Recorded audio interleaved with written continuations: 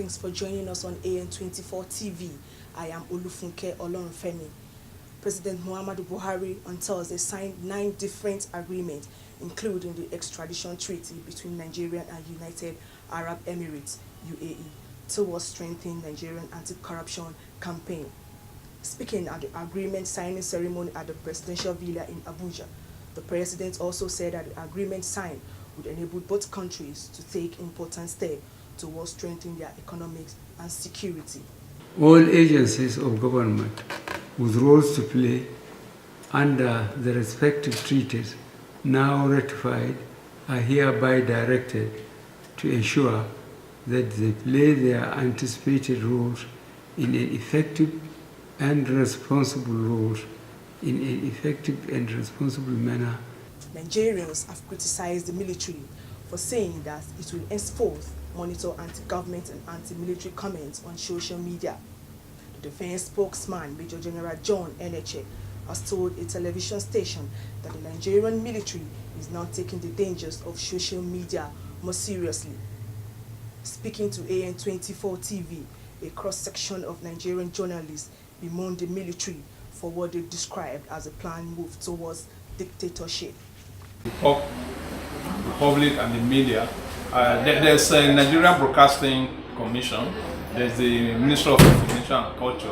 If they have issues, I think they should go through the medium and then let's see how we can begin to sift out some of these things. But for the military to take that upon themselves, I think that will mean that taking us back to the military era, whereas we have a democracy. Free speech, it's the hallmark of democracy.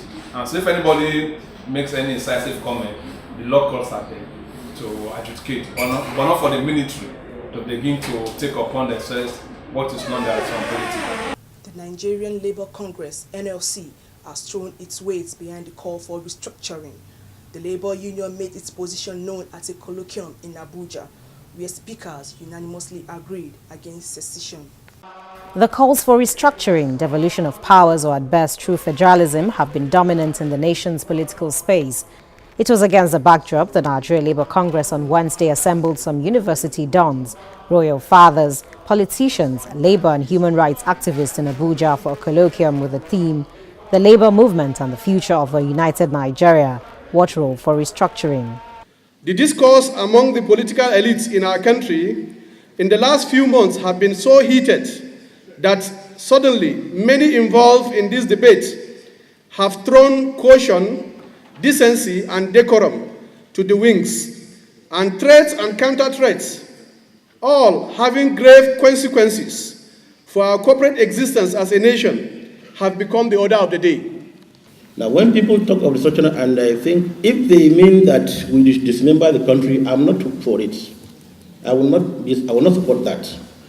But if it's to make life much better, more conducive, much more convenient for all of us as a people, then let's sit down, discuss about it. From the lead speaker to array of discussants, they all condemned calls for secession, but agreed that the nation's leaders must take a broad look at restructuring, except the former governor, who believes the ongoing calls for restructuring is politically motivated. The message that all these agitations is sending to all of us. And that message is that in this country, people are contesting the meaning of nationhood. Somehow, just after 2015 general elections, there was a power change which Nigerians voted for, and suddenly, people who have simply just lost out just find a new buzzword called restructuring. And many of these people have been Days ahead, the perceived imbalance and lopsided federal structure may attract more comments from critical minds, but how long will the government continue to wave the issue aside? Only time will tell. Still on restructuring, the national president of Odua Progressive Congress, OPC, Otumba Gani Adams, has said that no one can force unity on the people. He told journalists in Lagos shortly after a press briefing by Southern Leaders Forum that it is only restructuring that can bring lasting peace and mutual coexistence. What we want in the context of Nigeria how we want to live together as a Nigeria, that without restructuring, there can never be amicable unity. We don't force unity on the people. And gradually, the more you live, the more you negotiate your unity so that you can have a peaceful living. But when you are saying a unity is not negotiable, that means any person saying that is deceiving itself. Negotiation may not lead to breaking of the country. You may negotiate the shortcoming of your unity. Nigerian Vice President Professor Yemi Oshibajo has said government has to be fair in dealing with all issues affecting the nation.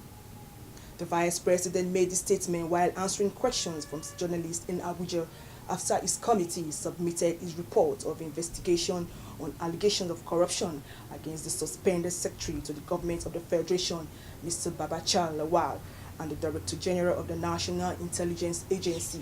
It's a fact-finding committee, as you know, and what our terms of reference were to find out, based on the facts that we had available to us and based on interview of witnesses, what transpired in both cases that were before us. The one involving the Secretary to the Government of the Federation and the other one involving the DGNIA. We've concluded that, and we've submitted a full report with recommendations to Mr. President. As you can imagine, I mean, we are always fair-minded, and the whole approach is to ensure that justice is done in all cases, is in the interest of a government and also in the interest of the nation. A court of appeal on Thursday has sacked Senator George Sekibo of Rivers East Senatorial District. Sekibo, a PDP senator, was given the book by the Election Petition Tribunal, but proceeded to the appeal court for restoration of his mandate. The appeal court, however, held that Sekibo's case lacked merit, and it did not show facts on why the decision of the lower court should not be upheld. The police in Ekiti State have arrested 3 men over alleged plots to attack the current leadership of the National Union Road Transport Workers, NURTW, headed by Mr. Adekola Clement, in the bid to wrestle power from him. The 3 suspects are 29-years-old Adeyemi Adewale, 49-years-old Adejumo Fatai, and 71-years-old Abayomi Olubabokun.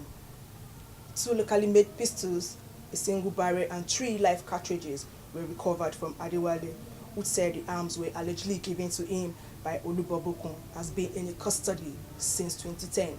Speaking while being paraded at the police state command, Adewale alleged that the 71-years-old man called him earlier in the month to brief him about a planned attack on the NURTW leadership, scheduled for August 28, requesting him to bring the arms. But Olubabokun, a former NURTW chairman, denies such plans or having anything to do with Adewale in the last 6 years that he left office as transporter's boss. On his own, Fatai, who said he was a present top place officer of the NURTW, said his arrest was a case of mistaken identity, as he has nothing to do with the do in the recent time, nor implicated by any of them. Commissioner of Police in Ekiti State, Abdullahi Chafe, said they would be charged to court immediately. The police said Ekiti State recorded low crime rates in view of the readiness of officer and cooperation of the people.